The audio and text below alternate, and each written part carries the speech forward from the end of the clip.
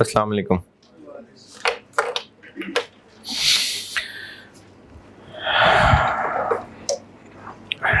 दुरूद शरीफ पढ़ लें। जी बेहतर है, अल्लाह का शुक्र है।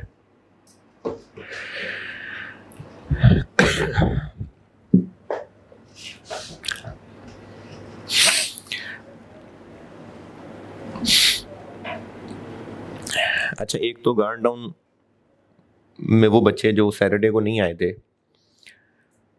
और दुआएं करते रहे कि अल्लाह ताला कुछ भी हो जाए, कुछ भी हो जाए, बस आज का लेक्चर अपलोड हो जाए। तो वो कुछ भी जो हो गया ना, वो हो गया और मैं गुलबर्ग में क्लास ही नहीं ले सका। तो फिर वो क्लास अब दोबारा पढ़ा रहा हूँ। तो वो जो गार्ड डाउन में मैंने सैटरडे को पढ़ा दिया था, अब ये वही दोबारा हो रहा है। दूसरा, जो गुलबर्ग वाले बच्चे हैं, उनको एक नसीहत यह है ज़िंदगी की कि जितना ज़्यादा बेटा आप नेगेटिव होंगे ना, जितना ज़्यादा बदगुमानी करेंगे ज़िंदगी में, उतना ज़्यादा ना आपके लिए नुकसान है। क्योंकि बदगुमानी जो है ना, वो पसंदीदा चीज़ नहीं है। आप ये बताएं, गुलबर्ग वाले बच्चे, कॉलेज का इसमें क्या फ़ायदा या क्या मज़ा है कि आपको अचानक क्लास कैंसिलेशन का मैसेज आ जाए? मतलब कॉलेज को इसमें क्या फ़ायदा हो जाएगा? कॉलेज को इसमें क्या एंजॉयमेंट मिल जाएगी कि किसी तरह से कोई वो ग्रुप में मैसेज कर रहा है कि मैं ठोकर से वापस आया हूँ, मैं ये कर दिया, मैं तो वहाँ घर जा रहा था, ये कॉलेज वाले ऐसे ही हैं, ये ऐसे ही करते हैं। आप ये सोचें कि कॉलेज को इसमें क्या फ़ायदा है कि आपको क्यों अचानक 2 बजे मैसेज करके बताएगा कि क्लास नहीं है? कॉलेज का क्या फ़ायदा है इसमें? यानी कौन सी इसमें कॉलेज की कोई करोड़ों की डील हो रही थी जो आपकी क्लास अचानक कैंसिल कर दी तो डील बन गई? या ऐसा कौन सा कॉलेज के किस एम्प्लॉय को क्या मजा था ये देखने में कि स्टूडेंट को देखें जरा, अचानक क्लास कैंसिल करें तो कितना मजा आता है, देखें जरा कॉलेज को क्या फायदा था ऐसा करने में? मैनेजमेंट ऐसी ही है, ये ऐसे ही करते हैं, ये ऐसे ही हैं। मतलब किसी को क्या मजा आ गया इस बात का कि आपको ठोकर से बुलवा लिया या आपको 2 दिन पहले नहीं बताया, एन मौके पे बताया? ये लोग ऐसे ही करते हैं, इसी तरह के लोग हैं, ये है ही ऐसे, ये है ही ऐसे। इससे ना आपके अंदर एक नेगेटिविटी बनेगी। और देखो, जब भी कोई इंसिडेंट हुआ है तो एक तो ये मान रखें कि जो भी हुआ है ना, वो होके ही रहना था और उसमें आपके लिए खैर ही है। अच्छा, हो सकता है कि 100 लोगों में से 80 के लिए खैर उसी वक्त पता चल जाए, बाकी 20 के लिए बाद में पता चल जाए, लेकिन हुआ आपका इसमें फायदा ही होगा। लेकिन मेरे लिए दुख की बात इसमें यह है कि जुम्मे को मैंने छुट्टी की थी, फ्लू हो गया था मुझे, वो बल्कि जुम्मे को तो छुट्टी इसलिए मजबूरन कर ली थी कि बलगम की से मुझे चक्कर आ रहे थे, वरना मैं आता। सैटरडे को मैं आ गया, मैं घर से लड़के आ गया, मैंने छुट्टी नहीं करनी। मैंने बेगम कहती छुट्टी करें, मैंने कहा नहीं, बच्चे इतनी दूर से उन्होंने घर जाना है, मेरी वजह से रुके। मैं क्लास पढ़ाने आ गया। अब जब आ गया, मैंने गार्डन में 3 क्लासें पढ़ा ली, गुलबर्ग में आके FAR 1 पढ़ा ली। जो मुझसे FAR 2 में भी बैठा पढ़ रहा है, उसने देखा होगा कि FAR 2 में मेरा क्या हाल हो रहा था। मेरी आवाज़ टोटल बंद हो चुकी थी और मैं बोल रहा था और मेरी आवाज़ मुंह से नहीं निकल रही थी। मैंने FAR 2 की क्लास छोड़ दी, फिर कॉस्ट की भी छोड़ दी। जब इस तरह की बातें सुनने को मिलती है ना, देखें ये लोग ऐसे हैं, ये ऐसे, मुझे दुख होता है यार उसके लिए। मैं मतलब अपनी तकलीफ छोड़ के उठ के आ रहा हूँ कि नहीं, बच्चों को पढ़ाना है। और जब बिल्कुल गला बंद हो गया तो मैंने छोड़ा है। FAR 1 की मैंने पूरी क्लास पढ़ाई है। जो लोग GT में थे, मैं सैटरडे को खांस खांस के पढ़ा रहा था, और जो गुलबर्ग में भी थे उन्होंने भी उस वक्त हालत देखी थी। उसके बावजूद मैं पढ़ाने आ गया आप लोगों के भले के लिए। उसके बाद जब आप ये बातें करेंगे कि अचानक बता दिया, ये क्या बात हुई, कोर्स कैसे खत्म होगा? फिर उससे भी बड़े फनकार लोग वो हैं जो ये कहते हैं कि जी ये क्या बात हुई, ऑनलाइन क्लास क्यों हो रही है, हमने तो फिजिकल में एडमिशन लिया है। आ जाओ भाई, आ जाओ, पढ़ लो बैठ के आके। बेटे, आपका कोर्स है, आपके भले के लिए। या मैं ऐसे कर लेता कि मैं आपको ये कहता कि देखो 2 ईदें हैं और आपके पास टोटल इतना टाइम है। मैंने आपको गिनाए भी थे, तकरीबन 85 क्लासेस हैं। अब या तो आप ये कहें कि जी आप फिजिकल में मैनेज करें, ठीक है, मैं 85 क्लासों में समेट देता हूं काम। यानी मैंने जो चीज़ अपने तौर पे कम से कम 105 क्लासों में पढ़ानी है, आपने फिजिकल के पैसे दिए हैं ना, तो मैं आपको फिजिकल 85 क्लासों में पढ़ा देता हूं। कर लें ऐसे, हैं कर लें। यानी जो मैंने कम से कम 105 क्लासेस का सोचा हुआ है, मैं आपको 85 क्लासों में समेट के पढ़ा दूं? अब वो जो 20 क्लासेस कम करूंगा तो उसका इफेक्ट आपके लिए पड़ेगा ना। अब वो जो मैंने एक्स्ट्रा क्लासेस पढ़ानी है वो कैसे होंगी? वो एक्स्ट्रा क्लासेस कैसे होंगी? गुलबर्ग का सेक्शन भी है, गांडोन का सेक्शन भी है, FAR 1 कॉस्ट, ये सब कैसे होगा? दिन 28 घंटे का हो जाएगा, दिन 30 घंटे का हो जाएगा। तो आपके भले के लिए ही एक्स्ट्रा क्लास होगी, तो वो बेटे ऐसे ही होगी। या तो मैं अभी ईद के बाद जब एक्स्ट्रा क्लासेस करूंगा, या तो मैं वो कोई शाम में कर रहा हूँ या संडे कर रहा हूँ। अब सब लोग तो नहीं शाम में आ सकेंगे, सब लोग नहीं संडे को आ सकेंगे, तो वो जो नहीं आ सक रहे होंगे उनके लिए फिर ये आपको क्लास मिल रही होगी। तो ये सब आपके भले के लिए मेरी तरफ से बेस्ट एफर्ट करके ये हो रहा है। अब अगर आप ये बहस शुरू कर देंगे ग्रुप के अंदर कि हमने तो फिजिकल में एडमिशन लिया है, ये क्या बात हुई, मैनेज करें आप लोग, आप आए बताएं कैसे मैनेज करें, बताएं क्या करूं, मुझे बता दें, कोई ग्रुप में मैसेज करके बता दे सर आपको पता नहीं है, आपको ना ऐसे करना चाहिए, तो आप मुझे बता दें, मुझे मशवरा दे दें, कोशिश कर लेंगे मैनेज करने की। तो आपके भले के लिए कोर्स कंप्लीट कराने के लिए बेटे ये चीज़ें होती हैं। अच्छा, ये भी कॉलेज ने एक दफ़ा, मैं उम्मीद नहीं कर रहा था, लेकिन कॉलेज ने बच्चों के लिए एक स्टेप ये लिया कि ईद है कब, जुम्मे या हफ्ते को, और मेरा ख्याल है कम से कम 70% बच्चे होते हैं जो दूसरे शहरों के होते हैं। मैंने जब पहले दिन क्लास में हाथ उठवा के देखे थे, कुछ 70-75% बच्चे दूसरे शहरों के होते हैं। अब जब दूसरे शहरों के बच्चे होते हैं, उन्होंने घरों को जाना होता है और एंड पे आके टिकटें अवेलेबल नहीं हो रहा, तो कॉलेज ने ये किया कि चलो मंडे से ही ऑफ करके ये सब ऑनलाइन दे देते हैं। ये तो आपके फ़ायदे की बात थी। उसके ऊपर भी जब आप इस तरह की नाशुक्री वाली बात करेंगे ना, ये क्यों किया, आप बुला लें जुमेरात तक, ठीक है भाई, आइंदा ईद की छुट्टियां भी नहीं दिया करेंगे, आए बैठे पढ़ लें। ये जो बाकी लोग यहाँ बैठे हैं, चलो आप लोग तो वैसे भी घर में फारिग बैठे थे, ये जो इस सारे आपके क्लासेस पढ़ाने के लिए सारा स्टाफ मौजूद होगा। मेरी फैमिली नहीं है, मैंने नहीं ईद की छुट्टियां करनी होती। ये जो IT वाले लोग हैं, इनकी फैमिली नहीं है, ये नहीं छुट्टियां करने वाले होंगे। आपके भले के लिए आपको अच्छे तरीके से कोर्स कवर कराने के लिए सारी प्लानिंग हो रही होती है। तो आप लोग जब इस तरह की चीज़ें करेंगे ना कि कॉलेज वाले मैनेजमेंट ऐसे ही है और ये इसी तरह करते हैं, हमने फीस दी है, इस सोच के साथ बेटे आप ज़िंदगी में फ़ायदे नहीं ले पाएंगे। फिर आप सारी ज़िंदगी रोते ही रहेंगे, रोते रहेंगे, माँ बाप को भी रोते रहेंगे, मुझे दिया क्या आज तक आप लोगों ने, मेरे लिए क्या किया आपने आज तक। माँ बाप को भी रोते रहेंगे, कल को खुद माँ बाप बन जाएंगे फिर भी रोते ही रहेंगे, कल को नौकरी करने जाएंगे, बिजनेस करेंगे, तब भी रोते रोते ज़िंदगी गुजार देंगे आप। तो पॉजिटिव सोचा करें। कॉलेज, आप ठीक है, कॉलेज ने फीस डेफिनेटली ली है ना, कमर्शियल ऑर्गेनाइजेशन है, लेकिन कॉलेज फीस लेने के बाद आपके पैसे गबन करके भाग नहीं रहे हैं, आपके भले के लिए क्लासेस सारी मैनेज कर रहे हैं। जो भी किया जा रहा होता है, हाँ ह्यूमन एरर की गुंजाइश होती है, मेरे अंदर एक इंसान होने के नाते खामी हो सकती है। यानी आप मुझसे ये बहस कर सकते हैं कि आप जो चीज़ बता रहे हैं, आप 40 मिनट में बताने की बजाय आप उसको 30 मिनट में भी बता सकते थे, आप थोड़ा और बेहतर करें अपने आप को। ठीक है भाई, इंसान हूं, ये लिमिटेशंस हो सकती हैं, लेकिन जब आपने एडमिशन ले लिया, उसके बाद कॉलेज की मैनेजमेंट और टीचर्स, इन सब की एक ही कोशिश है कि किस तरह से बेहतरीन तरीके से कोर्स भी कंप्लीट हो और इतनी अच्छी प्रैक्टिस के साथ कंप्लीट हो कि आपका अच्छा पेपर पास करने के चांसेस बढ़ जाएं। इस उम्मीद से चलेंगे तो आपको फिर कॉलेज के हर छोटी छोटी बातों पे एतराज नहीं किया करेंगे आप। लेकिन जब आप लोग छोटी छोटी बातों पे बेतुके एतराज करते हैं ना, तो दुख होता है यार, कि कॉलेज की मैनेजमेंट ऐसी है और ये ऐसे हैं, इनको पहले सोचना चाहिए था, पहले करना चाहिए था। ये सारा, जब आप कॉलेज के स्टूडेंट बन गए तो मैनेजमेंट और टीचर्स ये दोनों इसी बात पे कोशिश कर रहे होते हैं कि क्या ऐसा किया जा सके जो आपके लिए बेहतर हो। और जब उसमें आप इस तरह के मैसेज करना शुरू कर देंगे तो दुख होता है। तो इसलिए पॉजिटिव चला करें, नेगेटिविटी ग्रुप्स में ना फैलाया करें।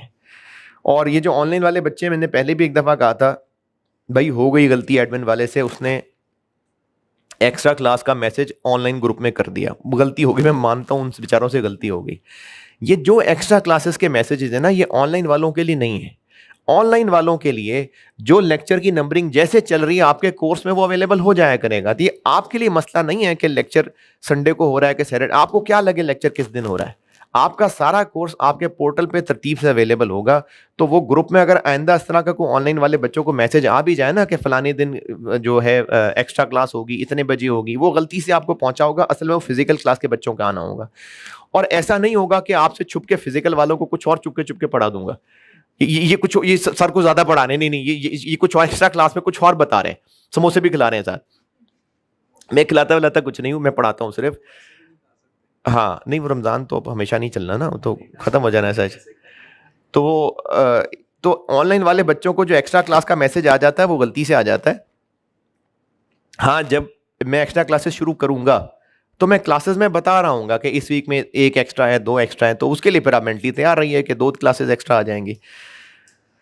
और क्या कहना था, बस यही थी जीर्स।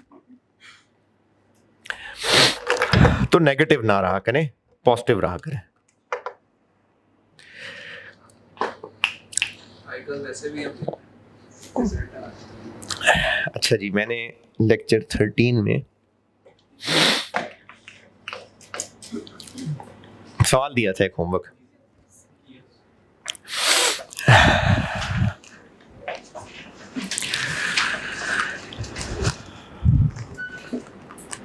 उसमें था कि अच्छा, चूंकि शुरू में लग रहा होगा कि मैं कोई नसीहतें कर रहा हूँ, तो हो सकता है कुछ बच्चों ने फॉरवर्ड कर दिया हो और थोड़ी देर बाद उनको होश आए कि ये तो हमने पहले पढ़ा था। तो हाँ, जीटी में मैं सैटरडे को पढ़ा चुका था। तो ये जो आप जीटी वाले बच्चे देख रहे होंगे, ये सैटरडे वाली बातें ही पढ़ा रहा हूँगा। गुलबर्ग में नहीं पढ़ा सका था, रिकॉर्ड नहीं हो सका था। तो जीटी वाले बच्चों ने जो सैटरडे को पढ़ लिया था, ये वही सब दोबारा हो रहा है।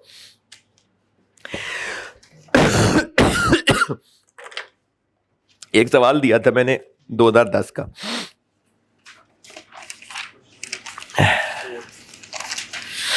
Question number 5, autumn 10 quality limited के नाम से दिया था। ये सारा का सारा ना वैसा ही था जैसे क्लास में हमने उस दिन स्प्रिंग 21 किया था। इसमें सॉल्यूशन के अंदर एक वर्किंग में ना दो लाइनें कट गई हैं। वो या तो मुझसे कॉपी करते हुए कट गई हैं या फॉर्मेटिंग करते हुए कट गई हैं। वर्किंग में दो लाइनें ऐड कर लें,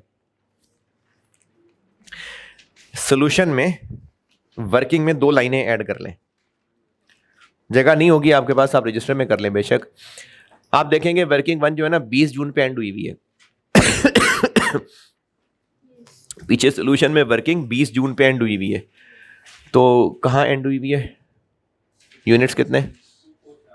247500, रेट 86, 21284950। तो एक तो 21 जून को, 21 जून को क्या हो रहा है? इश्यू हो रहे हैं कितने? 150, 86 वाले 129000000। बाकी रह जाएंगे 97500, 86 वाले 8385, नहीं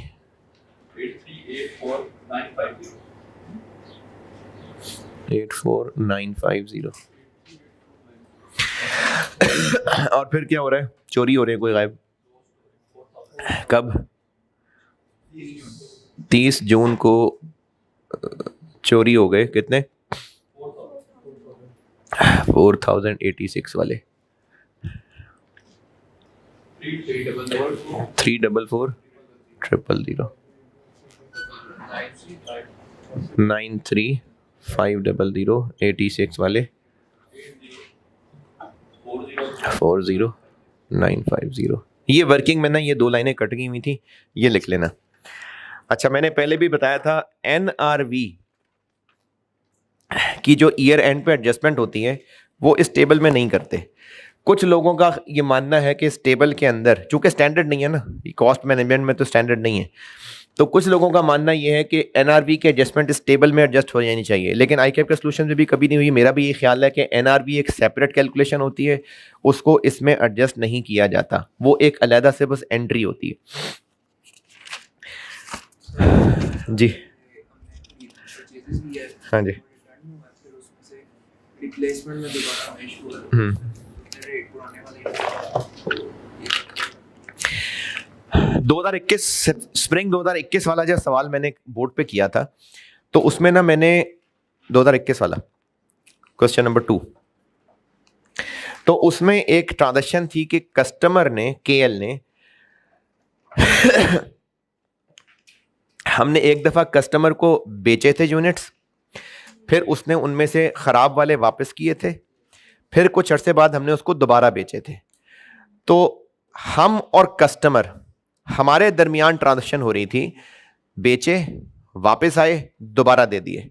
चूंकि दोबारा उसको उन्हीं खराब की रिप्लेसमेंट में दिए थे, तो कस्टमर एक्सपेक्ट करेगा कि वही रेट होना चाहिए।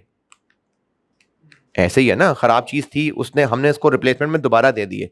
तो हाँ, मैंने इस सवाल की एंट्रीज में खुद से 10,000 रुपए सेल प्राइस अज्यूम की थी और एंट्रीज करके दिखाई थी कि हम उसको दोबारा से जब सेल प्राइस 5,000 रिप्लेस करके दे रहे थे तो 10,000 के ऊपर ही मैंने लिखा था। लेकिन ये जो रिप्लेसमेंट थी ये दोबारा सेल थी, बस ये कोई रिटर्न नहीं थी। तो कॉस्ट के एतबार से उस पर कौन सा रेट लगना था, उस वक्त की इशू वाला।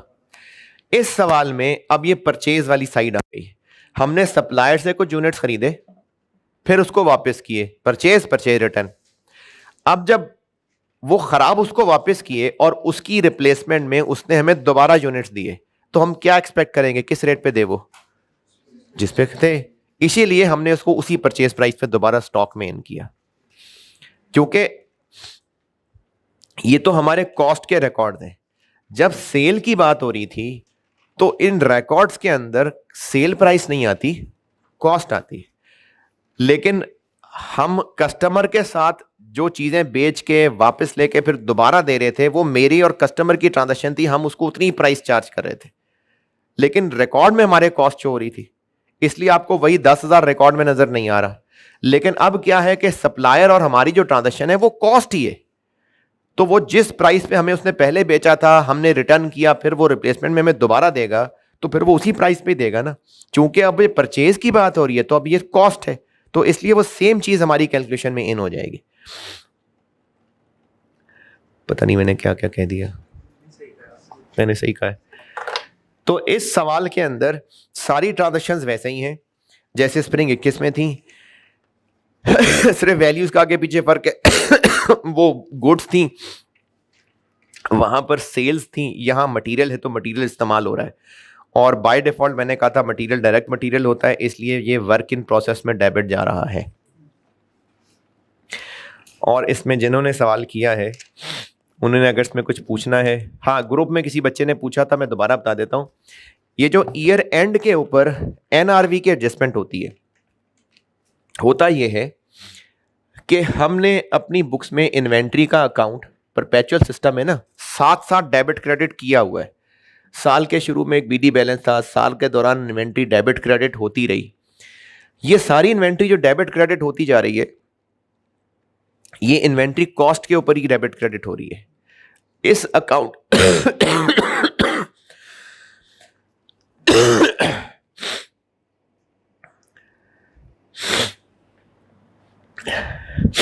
इस अकाउंट में इन्वेंट्री का इन आउट डेबिट क्रेडिट हो रहे हैं इस अमाउंट से, कॉस्ट से। तो इसका जब सीडी बैलेंस आ रहा होगा वो क्या होगा, बाकी बची हुई इन्वेंट्री की कॉस्ट। अगर ये जो बाकी बची हुई इन्वेंट्री की कॉस्ट है ये 1,000 रुपए है और क्लोजिंग स्टॉक की एनआरवी 800 रुपए, 1,800 रुपए, तो ये ठीक है। लेकिन अगर एनआरवी 800 रुपए है तो बैलेंस शीट में 1,000 नहीं 800 जाना है। अब हमें इसको 800 बनाने के लिए यहां पर एक एंट्री करनी पड़ेगी, इन्वेंट्री को 200 से क्रेडिट करना पड़ेगा। जब ये करेंगे तो ही नया सीडी बैलेंस 800 बनेगा। ये वो एनआरवी राइट डाउन की एडजस्टमेंट है जो मैंने कॉस्ट ऑफ सेल्स डेबिट और इन्वेंट्री क्रेडिट की थी। और अगर रॉ मटेरियल है तो एफओएच कंट्रोल डेबिट और इन्वेंट्री क्रेडिट की थी। तो एनआरवी की जो एडजस्टमेंट है ईयर एंड पे, वो एनआरवी की अमाउंट से नहीं है, जो कॉस्ट और एनआरवी का फर्क है उससे है। तो इस सवाल में हमारे पास 86 रुपए कॉस्ट की चीजें आ रही हैं, जबकि कुछ यूनिट्स ईयर एंड पे ऐसे हैं जिनकी एनआरवी सिर्फ 30 रुपए की रह गई हुई है, तो उनको 86 से 30 तक लाना है। तो एंट्री कितने से होगी, 56 से। तो इसलिए ये जो एनआरवी की एडजस्टमेंट हुई हुई है ये 56 से हुई हुई है। तो एनआरवी की एडजस्टमेंट होती है ईयर एंड पे बचे हुए जो क्लोजिंग स्टॉक है, टी अकाउंट में अभी फिलहाल उनकी कॉस्ट आ रही है। अगर एनआरवी कम है तो हमें इस डिफरेंस से एंट्री करनी पड़ती है। इस एंट्री को एनआरवी राइट डाउन मैंने कहा था। और इस सवाल में आप बैठे हुए में से किसी ने कुछ पूछना है, जो ऑनलाइन वाले भी हैं उनमें से मुझे लगता यही है कि ये 56 रुपये पूछने थे, वो मैंने बता दिए। और आपने कुछ पूछना है तो पूछें जी। वापस आए। हाँ हाँ,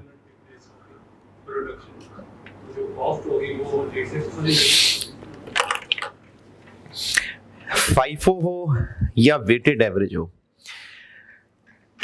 जो यूनिट्स खरीद रहे होते हैं, खरीद, वो किस रेट पे इन होते हैं, चाहे फाइफो हो चाहे वेटेड एवरेज हो, जो खरीद रहे हैं, जिस पे खरीद रहे हैं।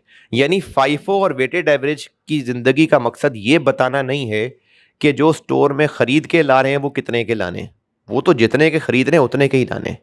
तो फाइफो एफको के रूल किस पे लगते हैं, जो आउट हो रहे होते हैं, चाहे वो बेच रहे हैं, चाहे रॉ मटेरियल है तो वो इस्तेमाल हो रहा है, चाहे गुड्स बांट रहे हैं, मुफ्त में बांट रहे हैं, चाहे ओनर लेके जा रहा है, चाहे चोरी हो रही है। तो जो भी फाइफो और एफको के रूल है वो किस पे लगते हैं, जो आउट हो रहे होते हैं। अच्छा, अब जब आउट हो रहे होते हैं तो चाहे फाइफो हो चाहे एफको हो, उन आउट होने वालों पे कौन सा रेट लगेगा जो उस वक्त इन्वेंट्री पड़ी हुई है। फाइफो में 3-4 तरह के रेट पड़े हुए हो सकते हैं, तो जो उनमें से पुराना है। एफको में एक ही रेट आ रहा होगा, वही लगेगा। तो फाइफो हो या एफको हो, दोनों में कॉमन बात यह है कि ये इशू पे कौन सा रेट लगना है ये बताएंगे। और वो कौन सा रेट होगा ये कैसे फैसला करेंगे हम, उस वक्त के स्टॉक को देख के। ये बात फिर बता रहा हूं, चाहे फाइफो मेथड है चाहे एफको मेथड है, जो यूनिट्स परचेज होके इन होंगे उन पे कौन सा रेट लगेगा, जितने के वो खरीदे हैं। तो उसके लिए तो कोई सवाल ही नहीं है कि कौन सा रेट लगना है, वो तो जितने के खरीदे हैं वही रेट लगना है। लेकिन जो आउट होंगे और अल्टीमेटली जो बच जाएंगे, उनके लिए बनाए फाइफो और एफ को।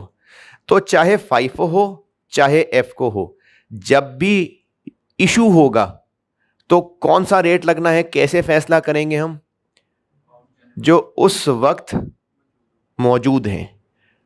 इशू ट्रांजैक्शन के वक्त जो स्टॉक मौजूद था उसके हिसाब से फैसला करेंगे कि कौन सा रेट लगना है, फाइफो में भी और एफको में भी।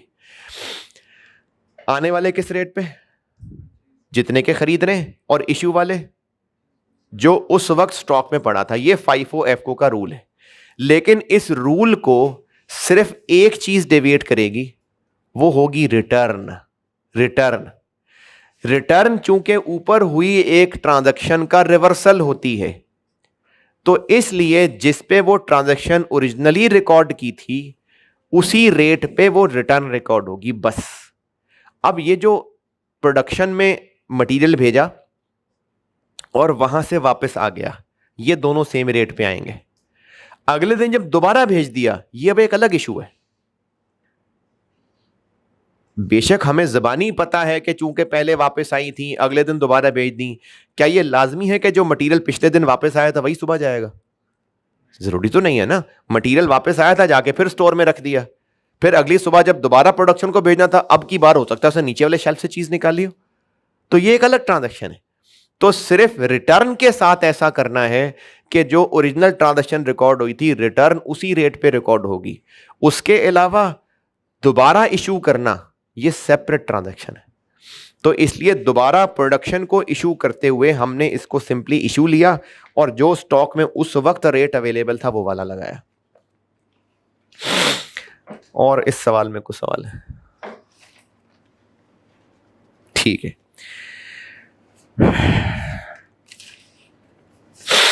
क्वेश्चन 1 में बोर्ड पे कर रहा था शायद, और प्रोडक्ट ए, बी और डी कर दिया था।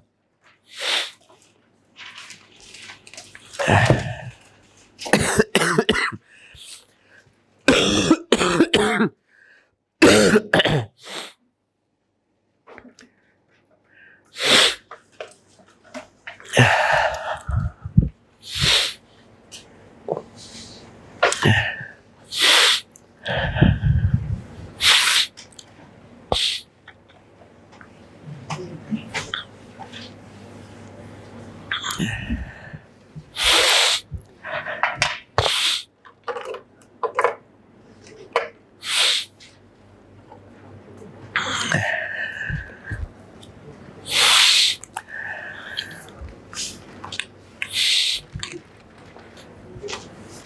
दिन बहुत होते हैं भूलने के लिए, भूल गए होंगे आप।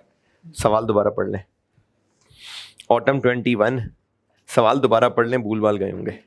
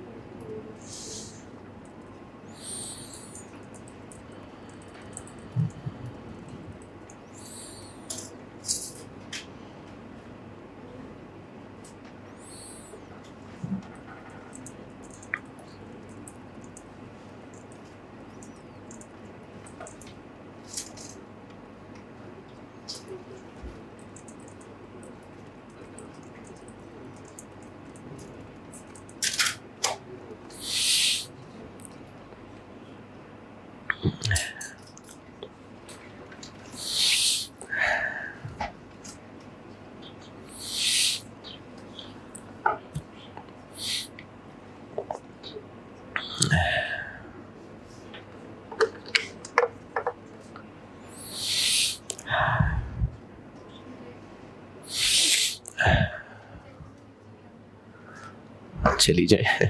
लेकिन लेकिन मैंने वो जो एक सवाल उस दिन जीटी में कहा था कि आप लोग खुद ही कर लीजिएगा, तो वो मैं आज शायद इधर कर दूं डिस्कस। ठीक है, जाइए।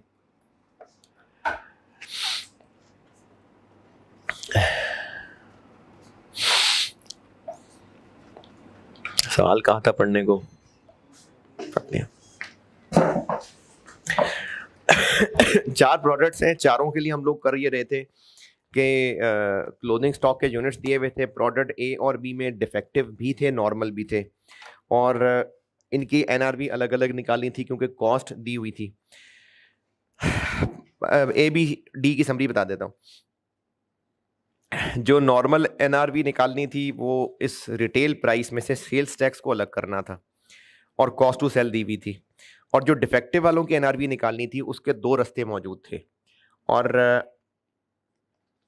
हाँ, ये मैंने जीटी में की थी बात, हाँ यहाँ नहीं हुई। ये ना मुझे ग्रुप में कुछ मैसेजेस से आइडिया हुआ कि कंफ्यूजन मच गई कुछ बच्चों को। ये जो डिफेक्टिव वाले हैं, प्रोडक्ट ए प्रोडक्ट बी दोनों, इनकी एनआरवी डिफेक्टिव वालों की हमने 2 रास्ते से निकाली थी। एक विदाउट रीवर्क निकाली थी और एक आफ्टर रीवर्क थी। मुझे कुछ ग्रुप में मैसेज देख के ये पता लगा शायद बच्चे इसको कोई रिलेट कर रहे हैं कि ये कोई खास डिफेक्टिव यूनिट्स की बात हो रही है, कि डिफेक्टिव यूनिट्स के लिए हमने लॉस कम से कम दिखाना है तो चलो एनआरवी बढ़ा लें। ये जो मैंने आपको बात की है ना, एनआरवी हायर लेनी है, ये बात डिफेक्टिव यूनिट तक मशरूत नहीं है। ये किसी भी प्रोडक्ट के लिए हमेशा की एक बात है। एनआरवी क्या होती है? सेल प्राइस, जितने का हम बेच लेंगे माइनस खर्चे। अब कितने का बेचेंगे ये तो बिजनेस अपनी अकल से फैसला करेगा ना, ये बिजनेस किसी आईएएस से थोड़ी पूछेगा या कॉस्ट अकाउंटिंग की किताबें देख के थोड़ी फैसला करेगा कि कितने का बेचना और किस मार्केट में जाके बेचना है। बिजनेस कहां बेचेगा? कौन सी मार्केट में जाके बेचे? जहां पर ज्यादा पैसे ले पाए।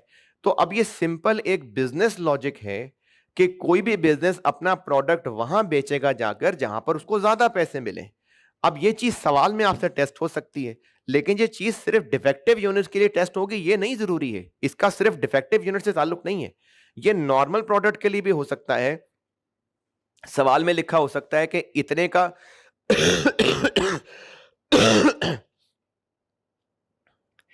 इतने का भी बेच सकते हैं, या अगर इसको थोड़ा बेहतर कर लें तो फिर इतने का भी बेच सकते हैं। तो इन्वेंट्री को कॉस्ट और एनआरवी पे कंपेयर करने वाला रूल आएगा बाद में।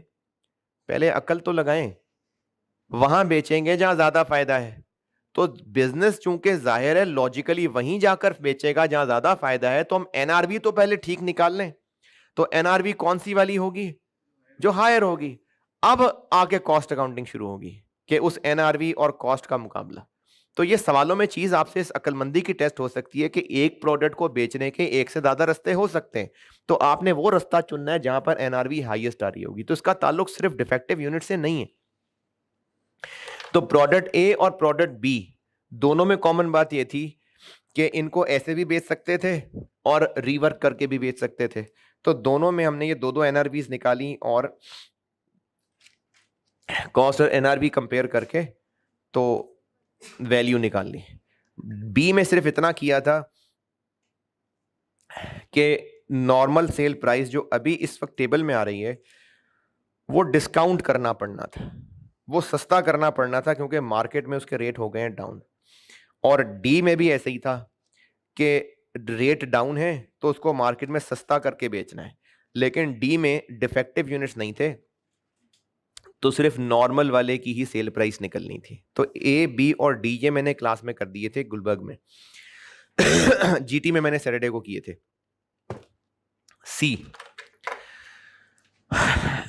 सी कराने से पहले मैं रिक्वायरमेंट 1 और 2 दोबारा समझाता हूं। रिक्वायरमेंट 2 क्या है? रिक्वायरमेंट 2 इन्वेंट्री की वैल्यू निकालनी है। अगर रिक्वायरमेंट 1 ना होती, सिर्फ रिक्वायरमेंट 2 होती कि बस इन्वेंट्री की वैल्यू निकाल दें, तो भी हम सवाल ऐसे ही सॉल्व करते। रिक्वायरमेंट 1 में उसने लिखा हुआ है कि एंट्रीज चाहिए उसको। कौन सी एंट्रीज, क्या करने के लिए एंट्रीज, इस पे आते हैं बाद में। उससे पहले आप एक काम ये करिए कि पेज 3 पे आए। पेज 3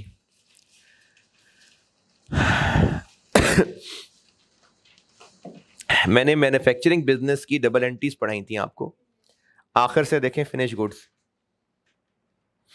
पेज 3 के एंड पे मैन्युफैक्चरिंग बिजनेस फिनिश गुड्स की एंट्रीज, पहली 5 एंट्रीज देखें। ये पूरे महीने में होने वाली ट्रांजैक्शंस हैं, ये उनकी एंट्रीज हैं। यानी चीजें बन रही होंगी, बिक रही होंगी, बिकी हुई चीजें वापस आ रही होंगी, ये ट्रांजैक्शंस पूरे महीने हो रही होंगी। लेकिन जो एंट्री नंबर 6 की हुई है मैंने, 7 6 अच्छा नहीं सॉरी मैंने सही नहीं बोला। एंट्री 1 2 और 3 और चलो 4 भी, ये पूरे महीने होने वाली ट्रांजैक्शंस होंगी। चीजें बन रही हैं, महीने में एक ही दफा बनी है, बनती जा रही होंगी, जब भी बन रही होंगी पहली एंट्री हो रही होगी। एंट्री नंबर 2, साल के आखिरी दिन ही चीजें बिकेंगी, नहीं पूरे साल बिक रही होंगी, जब भी बिकेंगी सेल वाली एंट्री होगी। बिकी हुई चीजें जब भी वापस आएंगी नंबर 3 एंट्री होती रहेगी।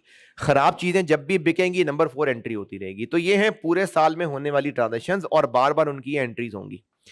नंबर 5 ये क्या है? नंबर 5 और 6 दोनों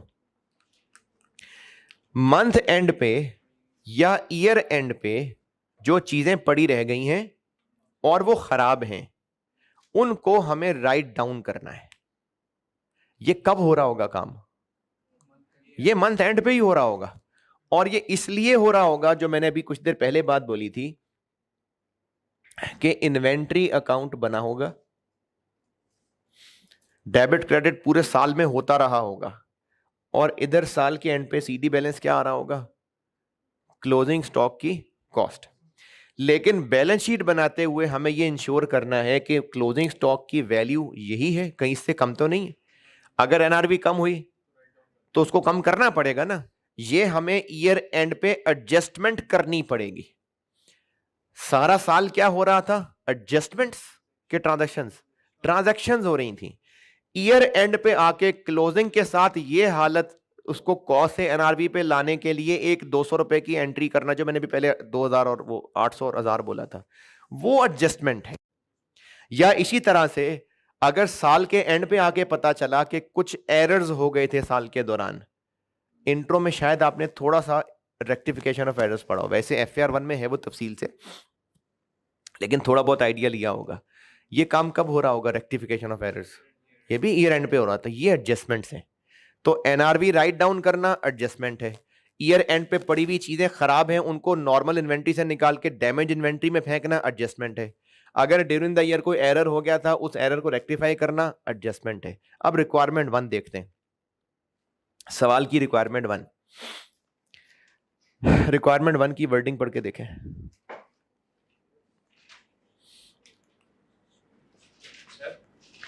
एक मिनट, रिक्वायरमेंट 1 की वर्डिंग पढ़ें ध्यान से।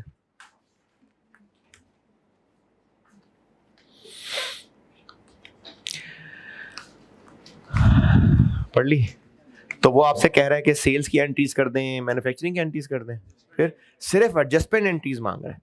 तो इसका मतलब है सारी ट्रांजैक्शंस रिकॉर्ड हो चुकी, इवन के उसने मंथ एंड पे क्लोजिंग स्टॉक की भी सारी कैलकुलेशन कर ली होगी, लेकिन एनआरवी वाली चीज वो भी नहीं कर सका, वो एडिशनल इंफॉर्मेशन में दी है।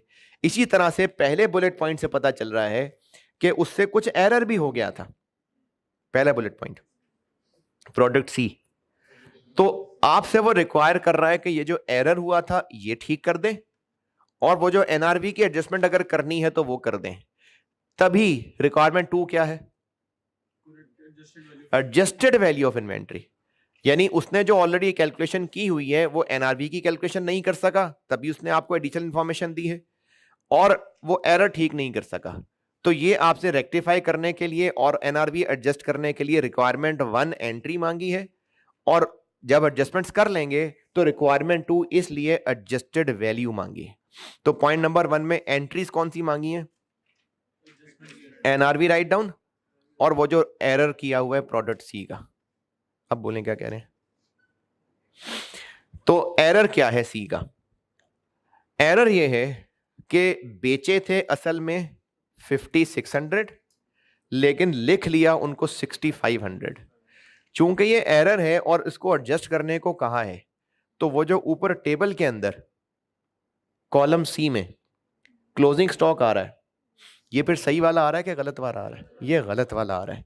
तो ए बी और डी मैंने कर दिया था प्रोडक्ट सी।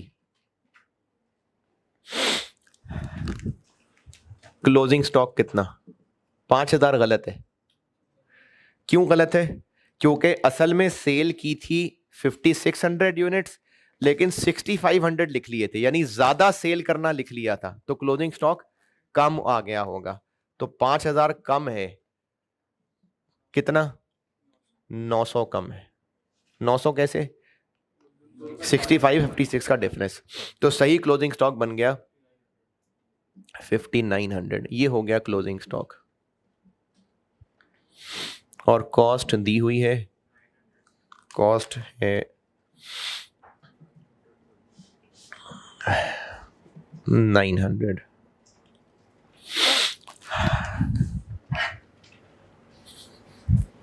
इनमें कुछ डिफेक्टिव यूनिट्स हैं नहीं, तो बस एक ही एनआरवी निकलेगी।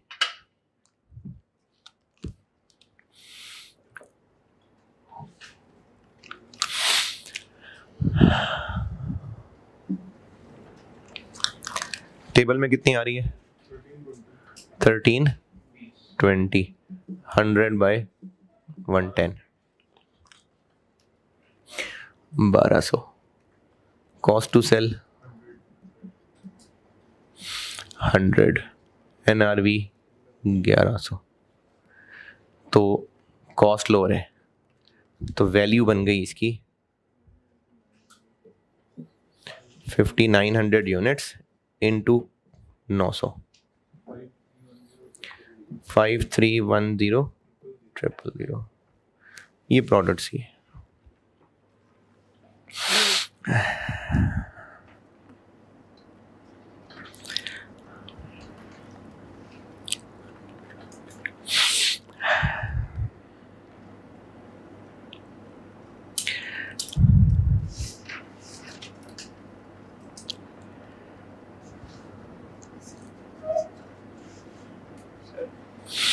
भी राइट डाउन करना और ये छठी एंट्री जो है कॉस्ट गुड्स बट ये जो एनआरवी राइट डाउन वाली लिखी हुई है ना, ये मैंने लिखा था कि जनरली ये नॉर्मल कंसिडर हो रहा होता है, यानी ये हमारी नॉर्मल ही गुड्स हैं, खराब नहीं हुई हैं, बस क्या है कि रैक में नीचे पड़ी हुई थी, थोड़ी सी दब गई हैं, तो उनको थोड़ा सस्ता बेचना पड़ेगा। या जिस तरह से जूतों वाला अगर हम बिजनेस लें तो वो क्या करते हैं कि जो पुराने जूते पड़े रह जाते हैं ना, उनको फिर अगली दफ़ा सेल पे बेचते हैं। क्यों? क्योंकि आउट ऑफ फैशन हो गए होते हैं।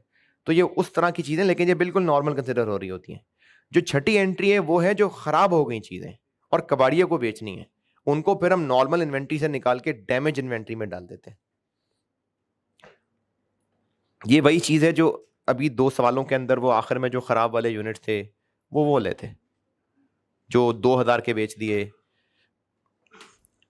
पॉइंट नंबर, अगर मैं क्वेश्चन 2 की बात करूं तो ये हैं पॉइंट नंबर 5, जो 1500 खराब थे और उनको 2000 का बेचा था। अगर उनको बेचा ना होता तो हम उनको डैमेज इन्वेंट्री में डेबिट कर देते। Product A B C D done. अच्छा, अब इसकी ऑफिशियली जो रिक्वायरमेंट थी ना, अब इस सवाल की प्रेजेंटेशन ये है कि आप बिल्कुल ऐसे ही करें जैसे किया हुआ है, इसी तरह से बेशक सवाल शुरू यहां से कर दें। सारी वैल्यू हो गई। अब इसकी हम हेडिंग दे देते हैं 1 कह के, और एंट्रीज की हेडिंग दे लेते हैं।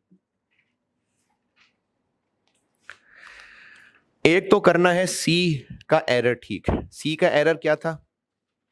सेल करते हुए हमने ज्यादा से एंट्री कर ली थी, तो क्या एंट्री कर दी थी? Cost of sales debit inventory credit, ज्यादा कर दी थी, तो वापस कर देते हैं इन्वेंट्री डेबिट। सेल्स की अमाउंट नहीं पता ना, अगर अमाउंट दी होती तो वो भी एंट्री करते, सेल्स रिटर्न, सेल्स रिटर्न नहीं, सेल्स डेबिट और कैश डेटर क्रेडिट। मैं कर देता हूं। असल में हमने बेचे थे 5600 यूनिट्स,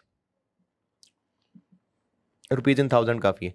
असल में 5600 बेचे थे, लेकिन 6500 की सेल रिकॉर्ड कर ली, तो सेल की कहीं कोई वैल्यू बताई नहीं कि हम सेल की एंट्री करें, इसलिए सिर्फ कॉस्ट ऑफ सेल वाली एंट्री रिवर्स कर दी।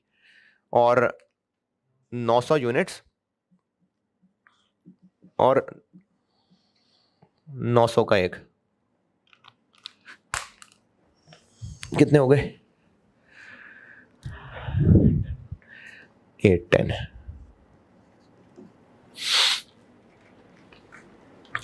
ये हमने एरर ठीक कर दिया। अच्छा, और कौन सी एडजस्टमेंट करनी है? NRV write down. प्रोडक्ट ए से देखना शुरू करते हैं। कैसे पता चलेगा एनआरवी राइट डाउन किस किस पे जरूरत है? जिसकी भी एनआरवी लोअर है ना, मतलब उस पर राइट डाउन करना है। प्रोडक्ट ए में देखें,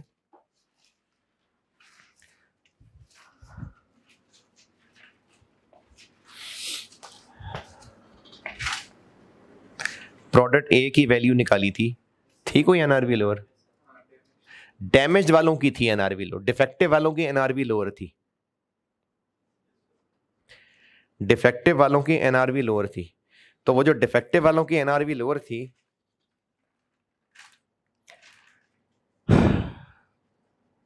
कितनी लोअर थी? 100 रुपए लोअर थी। कितने यूनिट थे ये? तो कॉस्ट ऑफ सेल्स डेबिट, और मैंने ये तब भी कहा था बेशक कॉस्ट ऑफ सेल कह दें चाहे P&L कह दें, या दोनों ही स्लैश करके कह दें, और इन्वेंट्री क्रेडिट।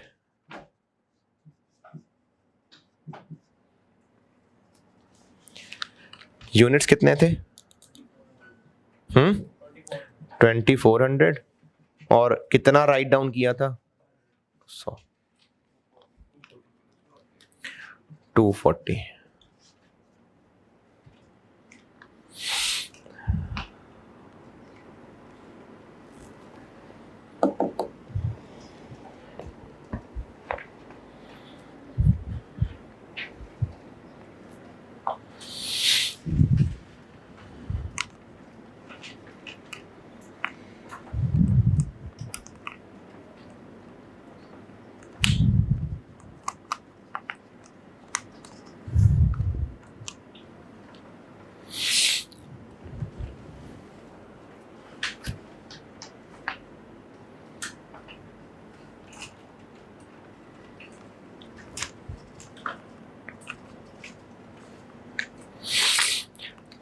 रिकॉर्डेड बी में, दोनों ही लोअर थे, नॉर्मल वाले भी और डिफेक्टिव वाले भी, तो उसमें भी फिर हम यही काम कर देते हैं।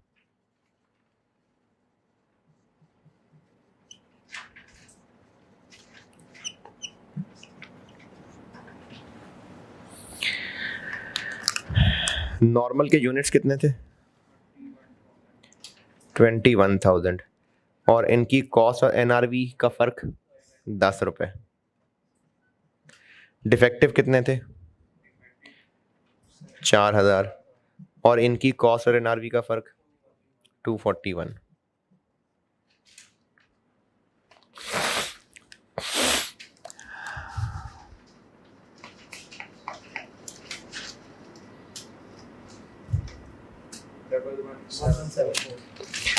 डबल 174।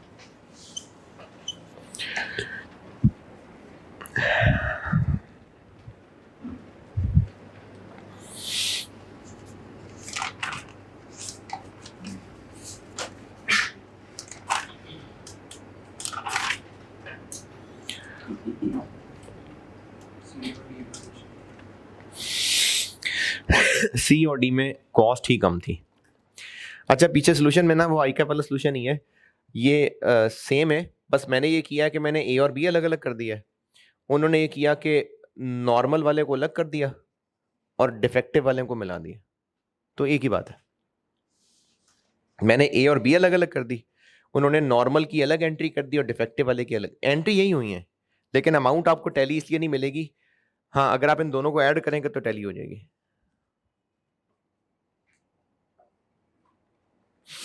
उसमें उन्होंने नॉर्मल और डिफेक्टिव की एंट्री अलग अलग कर दी, एंट्री यही की है लेकिन एंट्री अलग की है, इसलिए आंसर डिफरेंट लगेगा, लेकिन वो इफेक्टिवली यही आंसर है। ये था जी 13 नंबर का सवाल।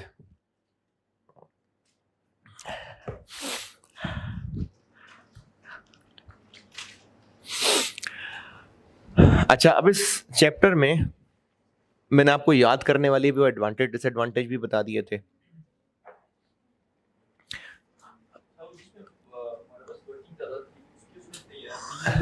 नहीं नहीं नहीं, अगर आप इन डबल एंट्रीज की भी वैल्यूज देखें तो ये कैसे निकाला 241? वो सारी वर्किंग की है तो 241 निकलेगा ना, तो वो सारी वर्किंग इसी के लिए भी होनी थी। हाँ हाँ बिल्कुल बिल्कुल। और रिक्वायरमेंट 2 एडजस्टेड वैल्यू पूछी थी, वो हम ऑलरेडी निकाल चुके, बस यहाँ पर सिर्फ इकट्ठा करके लिस्ट डाउन कर देते हैं, that's it. A B C D ये ऑलरेडी निकाल चुके हैं, सिर्फ यहाँ लिस्ट डाउन कर देते हैं।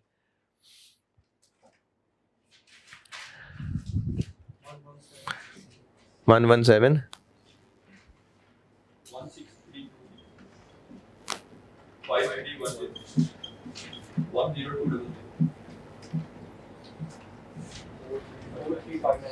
4 3 5 6।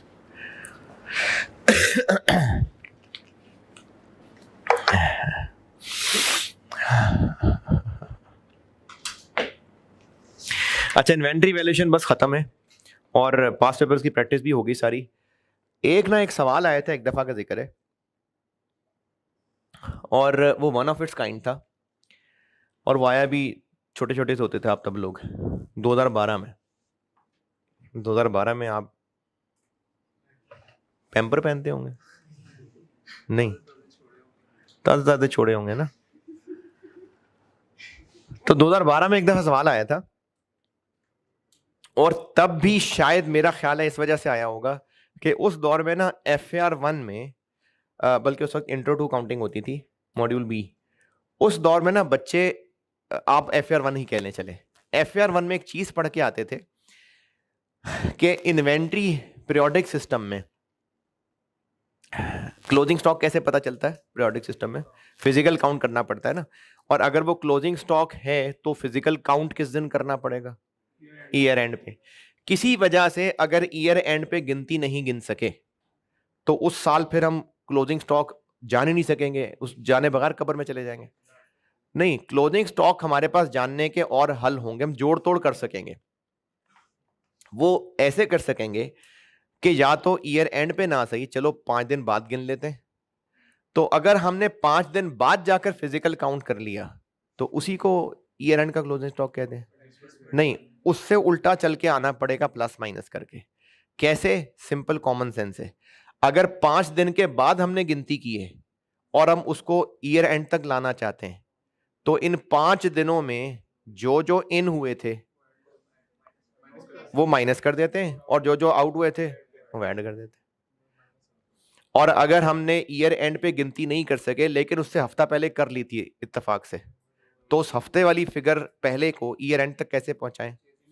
इन 7 दिनों में जितने इन हुए होंगे वो ऐड कर लें, जितने आउट हुए होंगे लेस कर लें। बस ये एक चीज हुआ करती थी और स्टूडेंट्स को इस पे सवाल आया करते थे। चूंकि FAR1 में इस पे सवाल आते थे तो इन्होंने कॉस्ट में भी ना इसी का एक वर्जन टेस्ट कर लिया था। लेकिन अब आपने ऐसी चीज इंट्रो में पढ़ी है कोई? नहीं। अब ये चीजें खत्म हो गई। ये आखिरी बार FAR1 में इन्वेंट्री रहा है। FAR1 जब बना था ना 2014 में, उससे पहले मॉड्यूल ABCD होते थे। ये कैफ बना था 2014 में। तो मेरा ख्याल है शायद साल 2 साल ये रहा था FAR1 में, फिर ये FAR1 से खत्म हो गया था। यानी अब ये FAR1 में इंट्रो में ये चीज नहीं है। अब जब ये चीज नहीं है तो उम्मीद है कि कॉस्ट में इस तरह का सवाल नहीं आएगा, लेकिन एहतियातन इसको देख लेना चाहिए, छोड़ना मुनासिब नहीं है। तो इसको मैं कह देता हूं एहतियातन टॉपिक। एहतियातन टॉपिक बेशक ज़बानी ज़बानी देख लेते हैं। यानी मैं आपको यहां सामने ना स्लाइड पे क्वेश्चन खोल के तो ज़बानी ज़बानी दिखा देता हूं। बेशक इसको ज़बानी देख लें लेकिन एहतियातन देख लेना चाहिए। ये जो मैं भी बात बता रहा था ना कि पहले गिन लिया या बाद में गिन लिया, और जो आपने अभी सब ज़बानी बिल्कुल ठीक बताया है, ये मैं इसकी हेडिंग दे देता हूँ और ये मैंने पेज 4 पे यही चीज़ लिखी भी हुई है।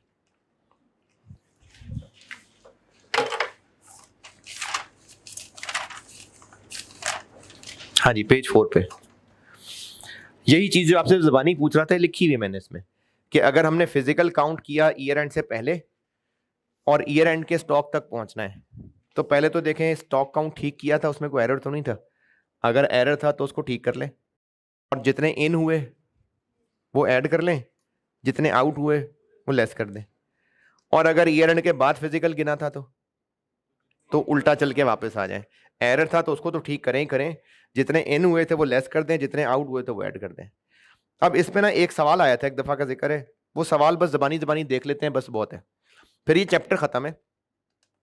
और इस चैप्टर में पास पेपर तो सारे ही हो गए डिस्कस, इसके अलावा और कोई पास पेपर नहीं है, ये हम सारे कर लिए। और ये जो इलस्ट्रेशन थी इसमें शायद 1-2 सवाल रह गए हैं, वो देख लेना, खुद ही कर लेना, जिसने करना हो खुद ही कर लेना, और कोई मसला हो तो पूछ लेना। पास पेपर का सवाल क्वेश्चन नंबर 4 पेज नंबर 11, ये पढ़ लें, ये मैं आपको समझाता हूं।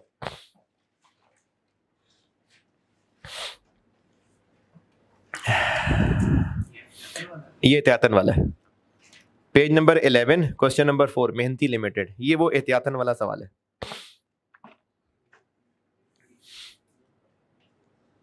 इसमें भी इसका पार्ट बी है वो एहतियातन, पार्ट ए तो नॉर्मल वैल्यूएशन का सवाल है। यानी ये सारा बड़ा सवाल बिल्कुल ही फारिग नहीं है, इसका जो पार्ट ए है वो तो नॉर्मल वैल्यूएशन वाला सवाल है। पार्ट बी है जो एहतियातन वाला सवाल। पढ़ ले, मैं बोर्ड पे बताता हूं।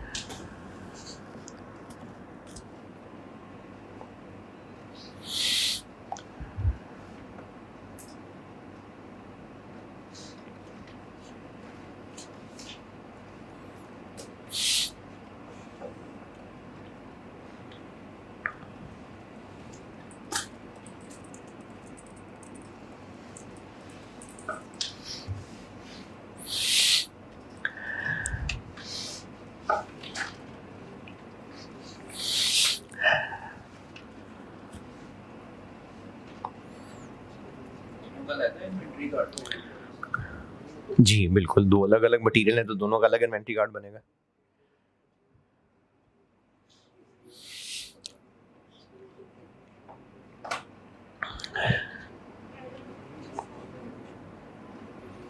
सर ये पॉइंट नंबर 5 का यूज किसमें आना है?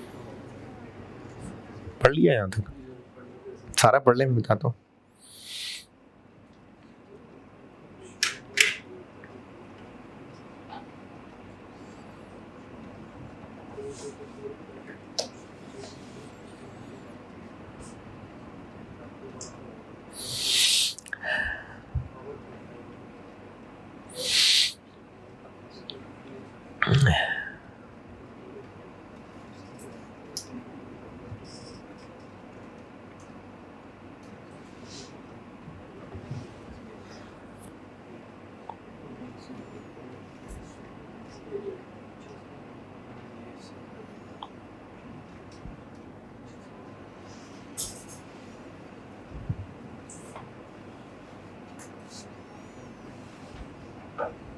सर एनआरवी हमेशा पीरियड एंड पे चेक की जाती है। जी बिल्कुल, क्योंकि क्लोजिंग स्टॉक को करना है ना, वैल्यू लोअर ऑफ कॉस्ट और एनआरवी, तो ये है ही काम ईयर एंड का।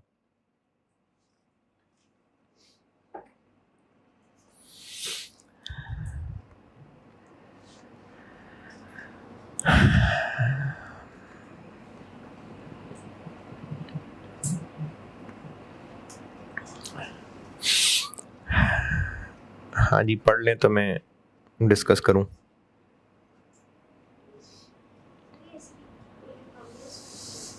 एसी की कूलिंग कम, आप इधर आ जाए या पीछे हो जाए, क्योंकि फिर वो गर्मी हो जाएगी।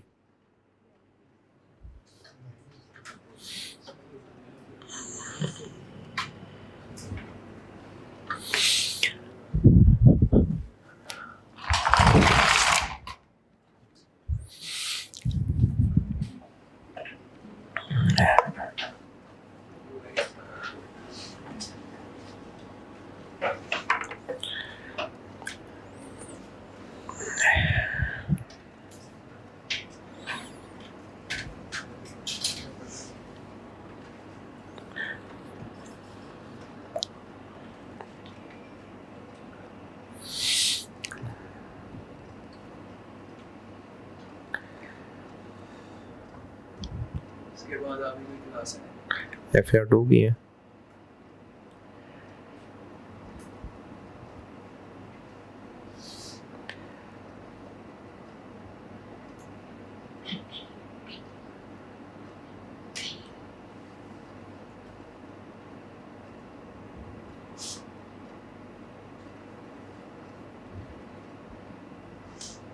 क्यों?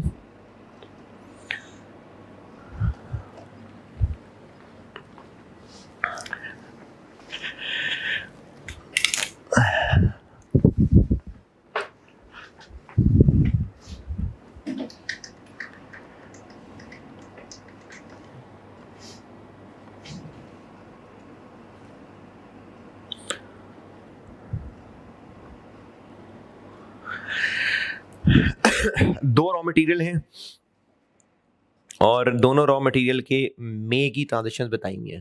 बी है, जी है, इश्यूज हैं, रिसीट्स हैं, और फॉलोइंग इंफॉर्मेशन में आगे इन्हीं की कुछ और ट्रांजेक्शन हैं।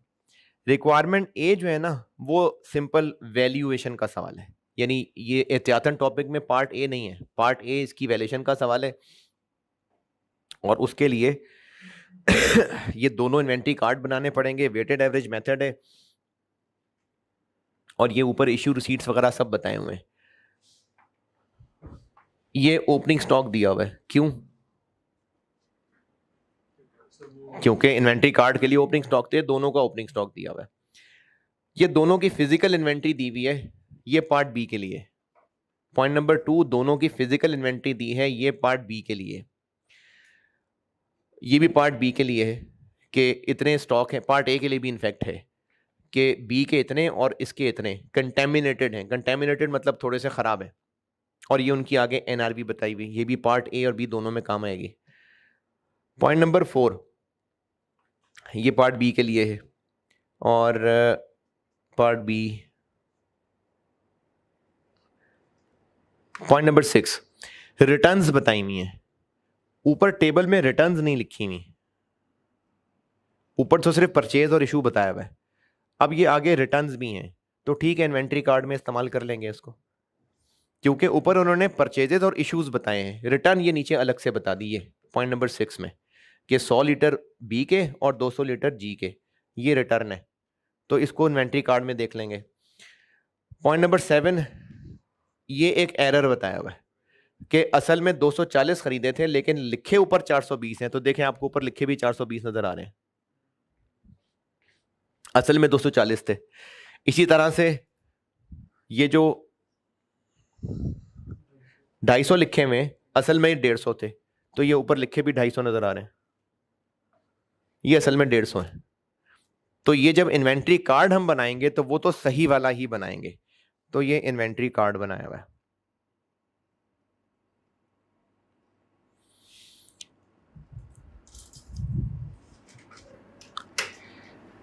ये मैंने आपको वेटेड एवरेज में जो इन्वेंट्री कार्ड का तरीका बताया था, मैंने वही किया हुआ है। बट दोनों मटेरियल का इन्वेंट्री कार्ड बनाया हुआ है, सिंपली वहां से डाटा लिया है, परचेज मैंने सही वाली ले ली, 420 की जगह 240 सही वाली ले ली, और बाकी जो इशू परचेज सब है वो किया हुआ है। तो पार्ट ए में ये इन्वेंट्री कार्ड बनाया, जो सही वाले थे उनकी कॉस्ट लोअर थी, और जो खराब वाले थे उनकी एनआरवी लोअर थी। ये मैंने पार्ट ए किया हुआ है। पार्ट ए वैसे ही है जैसे वैल्यूएशन का सवाल है, ये तो इस वक्त डिस्कस करना मकसद नहीं था। ये तो आप हस्बे तौफीक है, करना चाहें तो ये भी एक प्रैक्टिस क्वेश्चन है, कर लेंगे तो अच्छी बात है, नहीं तो हो गया ये। तो पार्ट ए तो बस सादा सा वैल्यूएशन का सवाल ही है, मेनली मैं ये सवाल करा रहा हूं इस एहतियातन टॉपिक की वजह से। तो पार्ट ए क्या है? वैल्यू, ये वैल्यू है।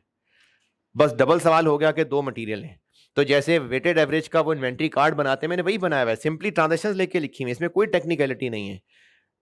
क्लोजिंग स्टॉक की कॉस्ट निकाली, जो सही वाले थे उनके ऊपर ये रेट लग गया, जो खराब वाले थे उन पे एनआरवी लग गई। ये दोनों मटेरियल मैंने केमिकल बी किया है, इसी तरह से केमिकल जी भी है इसके नीचे। ये केमिकल जी का इन्वेंट्री कार्ड बनाया, और ये उनके सही वालों के ऊपर कॉस्ट और खराब वालों के ऊपर एनआरवी। ठीक है, ये सिंपली वैल्यूएशन का सवाल है, हो गया। अच्छा, एहतियातन टॉपिक जिसके लिए मैंने सवाल शुरू किया है वो ये कि reconcile physical inventory balance with the balances as per books. तो जो पार्ट ए में हम इन्वेंट्री कार्ड बना चुके, उसमें जो क्लोजिंग स्टॉक सही निकाल लिया, वो बुक्स है या फिजिकल है? इन्वेंट्री कार्ड वो बुक्स है, फिजिकल किधर है? फिजिकल ये है, फिजिकल इन्वेंट्रीज वर ये। अब जो हमारे इन्वेंट्री कार्ड में फिगर आ रही है और यहां पर आ रही है, ये बराबर नहीं है। जब किसी चीज को रिकंसाइल करने को कहा जाता है ना, तो उसका मतलब ये होता है, आपने इंट्रो में बैंक रिकंसिलिएशन पढ़ी हुई? इंट्रो में बैंक रिकंसिलिएशन किसको किससे टैली करते हैं? जो कैश बुक का बैलेंस है और जो बैंक स्टेटमेंट का है। क्यों उनको टेंशन लेते हैं बराबर करने की? क्योंकि वो बराबर होने चाहिए थे। अगर बराबर नहीं है तो कोई वजह होगी, तो वो वजह क्या है? Unpresented cheque, uncredited cheque, bank के एरर्स। तो सेठ की तसल्ली के लिए हम उसको कागज बना के दिखाते हैं कि टेंशन ना लो, देखो बराबर ही है, ये जो तुम्हें बराबरी की वजह नजर आ रही है कि बराबर नहीं, वो ये वजह है, बस बाकी सब ठीक है। ये रिकंसिलिएशन होती है। तो जो स्टॉक हमारे रिकॉर्ड के मुताबिक क्लोजिंग होना चाहिए है, फिजिकली भी उतना होना चाहिए ना। अगर नहीं है तो कोई मसला होगा, तो वो कह रहा है जी आप रिकंसाइल करके देंगे, क्या मसला है? तो फिजिकल ये बता दिया, और बुक्स में कितना है वो पार्ट ए में निकाल लिया। अब उनमें जो फर्क है उसकी रिकंसिलिएशन बनानी है, बिल्कुल जैसे बैंक रिकंसिलिएशन बनाते हैं। एक बैलेंस से शुरू करते हैं, डिफरेंसेस लिखते हैं प्लस माइनस, और अगर आंसर दूसरे के बराबर आ जाए तो ठीक है, हो गई रिकंसिलिएशन। तो इसमें भी हम लोग फिजिकल से शुरू कर लेते हैं। अब उसमें देखें इन पॉइंट्स का कहां क्या क्या काम है। पहले पॉइंट में मई के महीने का ओपनिंग स्टॉक बताया हुआ है, इसका उससे क्या ताल्लुक? कोई ताल्लुक नहीं, 0.1 छोड़ दिया। 0.2 ये क्लोजिंग फिजिकल स्टॉक बताया हुआ है, लेकिन बी का कब गिना? 1 जून नहीं, हमें तो 31 मई को गिनना था। जी का कब गिना? 31 में। जी वाला ठीक है, बी वाले एक दिन बाद गिना है, तो हमें 31 मई तक लाने के लिए क्या करना है? वो जो 1 जून की ट्रांजैक्शन है उनको रिवर्स करना पड़ेगा। अब वो 1 जून की ट्रांजैक्शन क्या है? वो ये 250 लीटर हैं जो 1 जून को रिसीव हुए थे बी के, इनको लेस करना पड़ेगा। ठीक है, तो जो बी के गिने थे हमने 1 जून को, हमें 1 जून से 31 मई तक आना है, तो 1 जून की ट्रांजैक्शन को रिवर्स करना। तो इस 535 में से हमें ये 250 लेस करना पड़ेगा। बल्कि सामने मैं बार बार स्क्रीन का चेंज करूं, वो सॉल्यूशन ही देख लें, यानी मेरा यहां समझें और सामने सॉल्यूशन रख लें।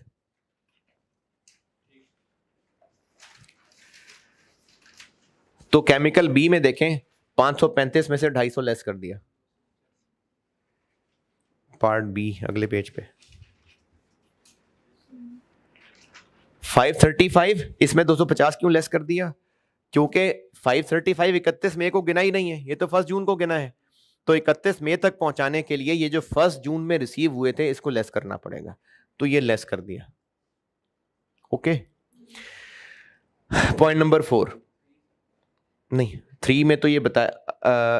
अच्छा चलें ठीक है, मैं असल में ना ये फिजिकल इन्वेंट्री की गलतियां बता रहा हूं पहले, इसलिए मैं पॉइंट 4 पे आया हूं। 535 में क्या मसला है? एक दिन बाद का था, रिवर्स करने के लिए 250 लेस कर दिया। 140 में भी मसला है। 140 में मसला यह है कि फिजिकल काउंट कब करना चाहिए था? 31 में सुबह या शाम को? आखिरी काम, आखिरी काम। क्यों आखिरी काम? क्योंकि क्लोज करके ये बैलेंस बचा है। अब अगर इसके बाद फिर 31 मई को कोई ट्रांजैक्शन कर ली तो फिर तो वो क्लोजिंग ही सही नहीं है। क्लोजिंग स्टॉक को क्लोजिंग कहते ही इसलिए हैं कि उस दिन जब हम ट्रांजैक्शंस क्लोज करके घर जा रहे थे तो स्टॉक कितना था। तो हुआ क्या कि अकाउंटेंट को नहीं, स्टॉक गिनने वाले को शायद थोड़ी जल्दी थी, वो ठोकर तक पहुंच गया हुआ था, तो उसने क्या किया कि उसने 140 गिने बेशक 31 मई को, लेकिन सुबह सुबह गिनाया, क्योंकि उसके गिनती करने के बाद 95 लीटर्स ऑफ जी इशू हुए आफ्टर फिजिकल काउंट। ये माइनस करेंगे तो सही फिजिकल काउंट निकलेगा, क्योंकि गिनने वाले ने 140 गिने बेशक 31 मई को, लेकिन वो सुबह सुबह गिनाया, स्टोर से 95 मजीद निकले हैं उसके बाद, तो सही क्लोजिंग स्टॉक 140 है ही नहीं। सही के लिए क्या करें? 95 माइनस, तो देखें 95 माइनस किया हुआ है जी में है, तो ये फिजिकल काउंट में एरर थे, ये ठीक कर लिए। पॉइंट नंबर 3, ये जो 95 और 105 हैं, ये कंटेमिनेशन की वजह से थोड़े से खराब हैं, लेकिन हैं तो अपने ही ना। अगर घर में दादाजी बीमार हैं तो उनकी चरपाई घर से बाहर थोड़ी निकाल आएंगे, हैं तो अपने घर के लोग ना। तो 95 और 10 कंटेमिनेटेड हैं, लेकिन फिजिकली गिनने वाले ने क्या किया? इनको गिना ही नहीं। भाई अपना स्टॉक है तो क्या करें? गिन। तो देखें ऐड कर लिया।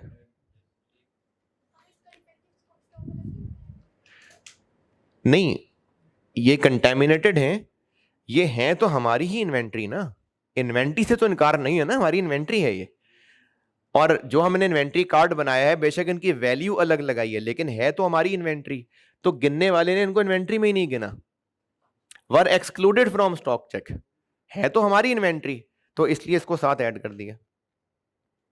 Point 1, point 2, point 3 done, point 4 done. Point number 5, 150 litre ऐसे हैं जो हमारे पास पड़े हुए हैं, लेकिन जो हमारे हैं ही नहीं। ये तो कस्टमर ने अमानत रखवाई हुई है, तो हमारे हैं, लेकिन फिजिकल गिनने वाले ने इनको गिन लिया होगा, हमारे तो है ही नहीं है, तो ये बी में से 150 माइनस कर दिए। और इसी का उलट जी के 100 लीटर ऐसे हैं जो हमने अमानत के तौर पे अपने सप्लायर के पास रखवाए हुए हैं वो हमारे, लेकिन फिजिकली हमारे पास नहीं है, तो गिनने वाले ने गिने ही नहीं होंगे, तो इनको ऐड कर देंगे। तो ये 150 लेस हुआ हुआ है और 100 ऐड हुआ हुआ।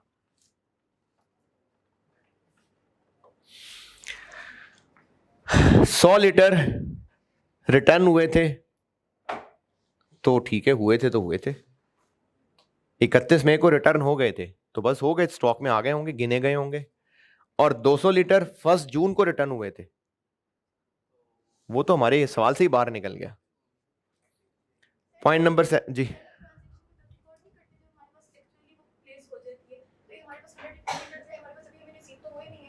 कहाँ नहीं रिसीव हुए? ये वाले, ये वाले नहीं। ये जो बात है ना कि जब एक्चुअली यूनिट्स हमारे पास आ जाते हैं तब परचेज रिकॉर्ड करते हैं, ये बस एक जनरल सा असूल है। असल रूल ये है कि जब वो चीज हमारी हो गई तो वो हमारी है। देखो, अगर सप्लायर के पास है ऑन एमएल्स बिहाफ, तो हमारे हैं, तो वो कह रहा है ना एमएल के बिहाफ पे सप्लायर के पास पड़े हुए हैं, तो वो हमारी चीज है। लेकिन चूंकि फिजिकली हमारे पास नहीं पड़ी, तो गिनने वाले ने नहीं गिनना होगा, तो ऐड कर देते हैं। और लास्ट, ये एरर हुआ था रिकॉर्ड करते हुए, अभी चल रही है बस, रिकॉर्ड करते हुए एरर हुआ था, तो वो तो हमने इन्वेंट्री कार्ड बनाते हुए ठीक कर ही लिया है। इन्वेंट्री कार्ड बनाते हुए कर लिया, ठीक ही है, तो बस हो गया ठीक, बस हो गया, सवाल खत्म, इन्वेंट्री वैल्यूएशन खत्म।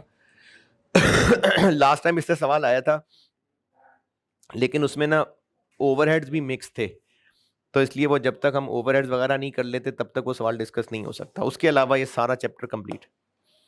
ठीक है जी, अल्लाह हाफिज।